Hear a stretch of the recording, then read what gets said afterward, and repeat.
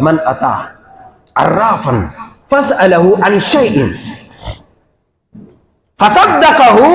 لم تقبل له صلاة 40 يوما. مسلم شریف کی حدیث اور اس طرح کی کئی روایات کئی کتب حدیث میں ہے. خلاصہ کلام یہ ہے کہ جس کسی آدمی نے ایسے آدمی کے پاس آ کر کے جو غیب بتانے کا دعویٰ کرتا ہو، جو بھوشیوانی کرتا ہو، جو لوگوں کے مستقبل اور فیوچر کے بارے میں بتاتا ہو، ایسے لوگ آج اپنے موبائلوں سے لوگ پوچھتے ہیں، گوگل سے پوچھتے ہیں، اپنا فیوچر دیکھتے ہیں، کوئی پنڈتوں کے پاس پوچھتے ہیں، کوئی باباؤں کے پاس جا کر کے، کوئی کسی جو ہے